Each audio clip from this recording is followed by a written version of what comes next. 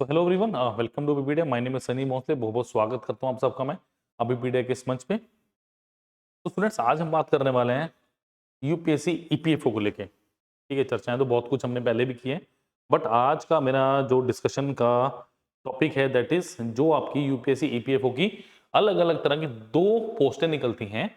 एक आपका UPSC EPFO की आपकी एपीएफसी की पोस्ट होती है, और आपकी एक होती है आपकी यूपीएससी ईपीएफओ एओ/ईओ की। इन दोनों पोस्टों में क्या डिफरेंस है? क्या आपके पास एकेडमिक क्वालिफिकेशन चाहिए आपको?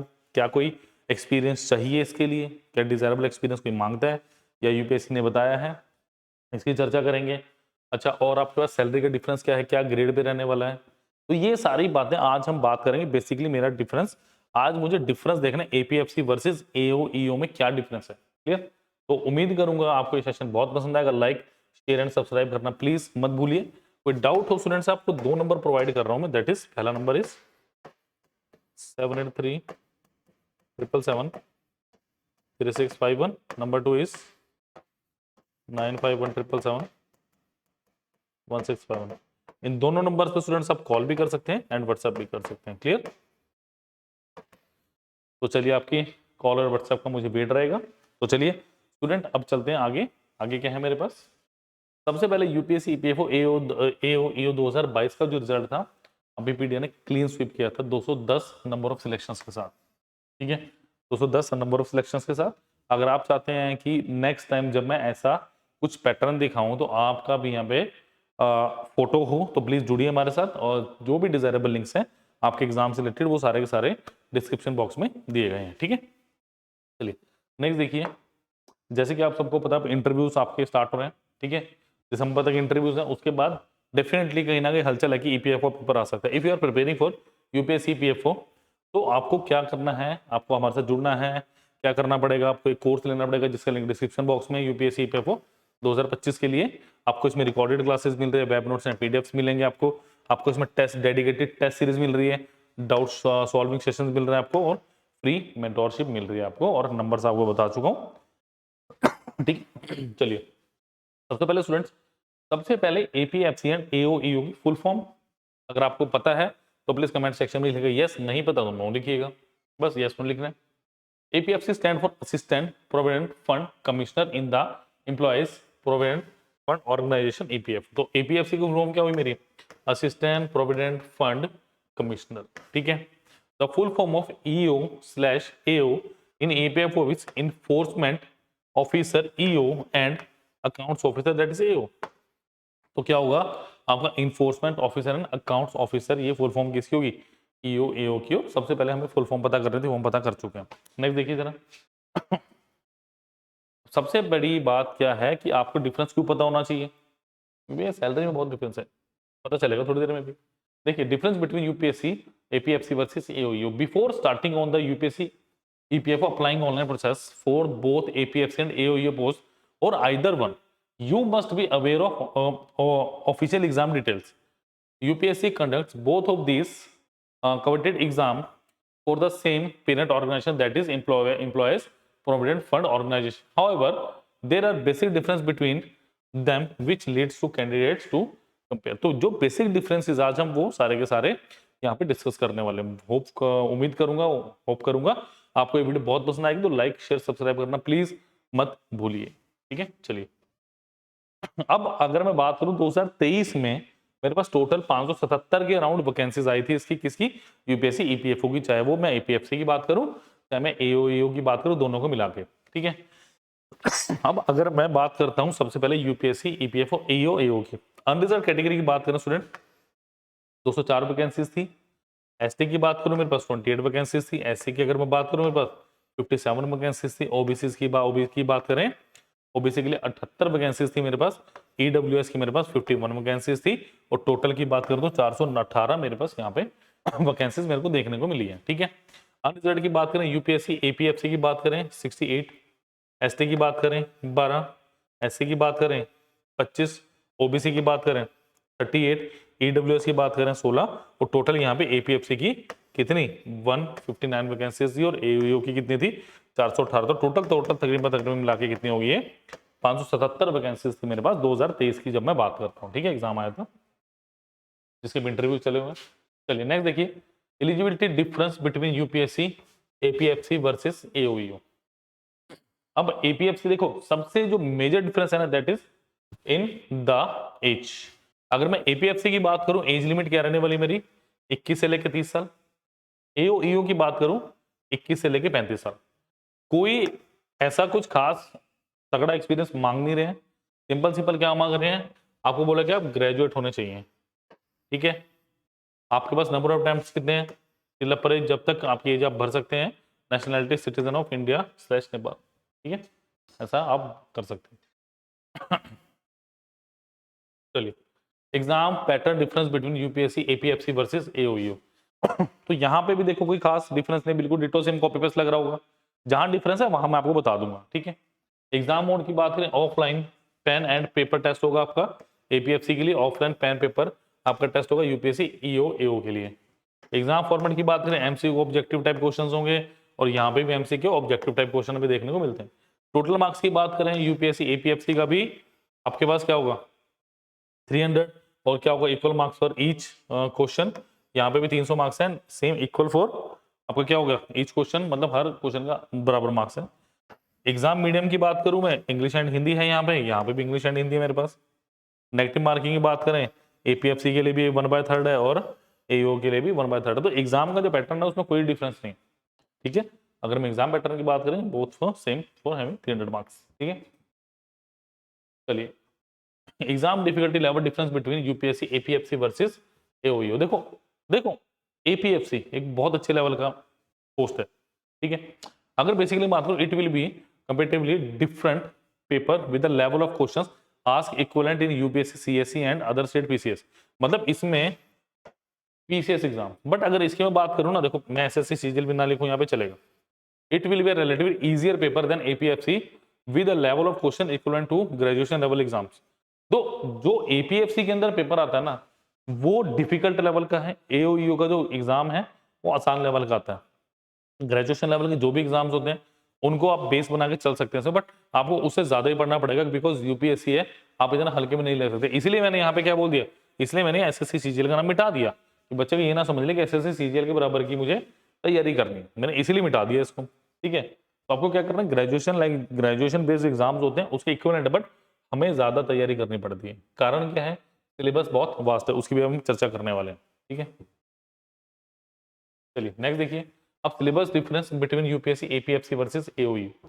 अब यहाँ पे देखिए क्या मेरे पास एपीएफसी की बात करूं, आपके पास जनरल इंग्लिश यहाँ भी है, और सेम जो जनरल इंग्लिश का सिलेबस है वो मेरे पास एओईओ के लिए भी एप्लीकेबल होगा। बट अगर एपीएफसी की बात करता हूँ, क्यों, मैंने भी थोड़ा बताया कि अच्छे लेवल का पेपर आता है। देखिए, Indian culture, heritage and freedom movements and current events, यहाँ पे क्या आएगा, Indian freedom struggle.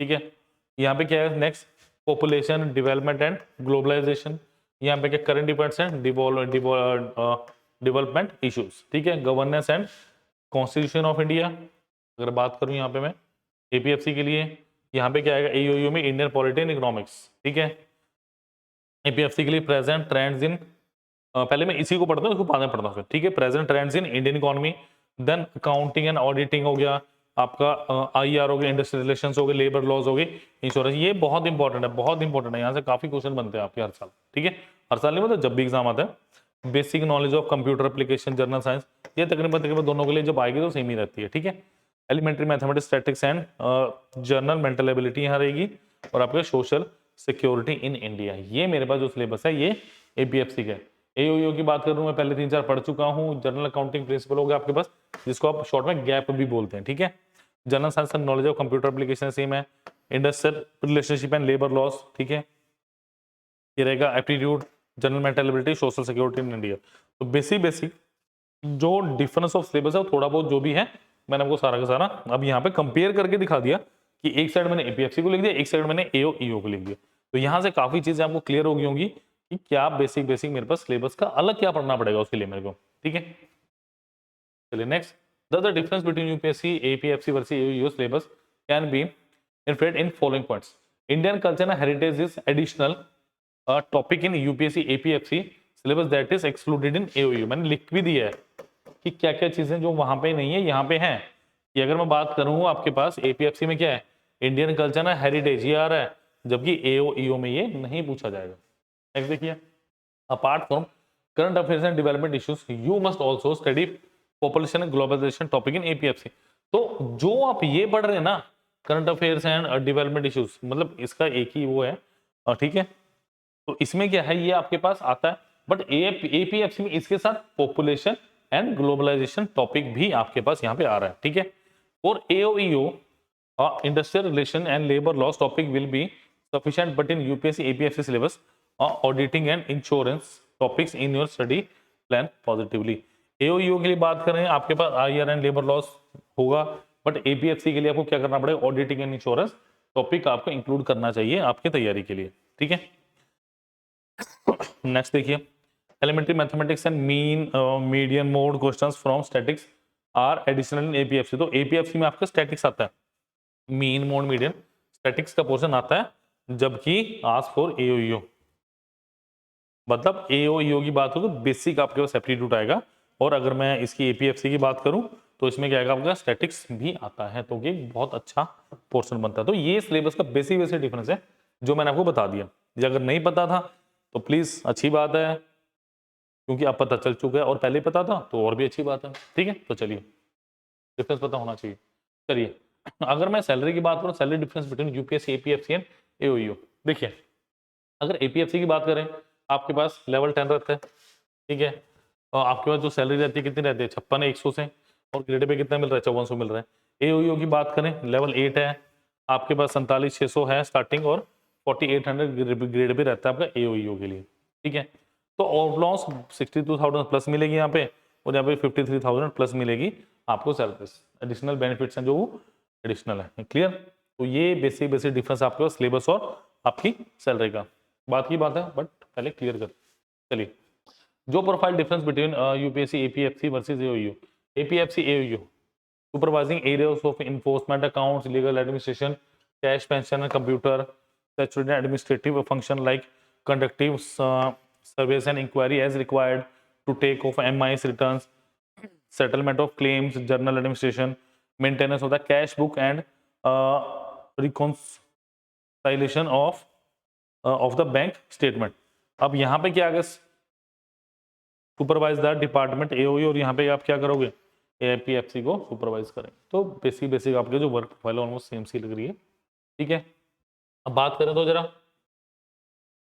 Career growth and promotion difference between UPSC APFC versus AO EO. Enforcement officer, account officer, starting point of AO EO entrance, अगर आप बात करें 5 या 7 साल में। Assistant PF commissioner starting for APFC, and ये क्या होगा आपके पास 5। रीजनल पीएफ कमिश्नर 2 बनेंगे आप 5 साल में, रीजनल पीएफ कमिश्नर 1 बनेंगे आप फिर 5 साल में। एडिशनल सेंटर पीएफ कमिश्नर बनेंगे आप 6 साल में।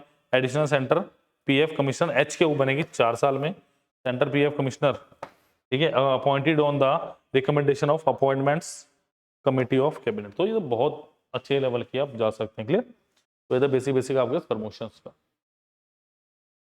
तो एंड में फिर मैं बता दूं कि यूपीएससी जो आपका 2022 का रिजल्ट था, 210 नंबर ऑफ सिलेक्शन थे हमारे पास, ठीक है। उसका रीजन क्या था, कॉम्पैक्ट सिलेबस, ठीक है। कॉम्पैक्ट सिलेबस का मतलब क्या है कि बहुत अच्छे सिलेबस को कवर किया गया। देखें जरा इसको भी, इसका लिंक डिस्क्रिप्शन बॉक्स में स्टूडेंट दिया गया मेरे पास, ठीक है।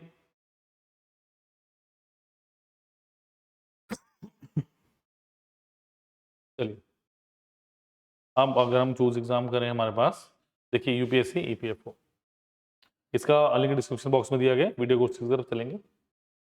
चलिए, ये अभी आपकी इंटरव्यू क्वेश्चन आप देख सकते हैं।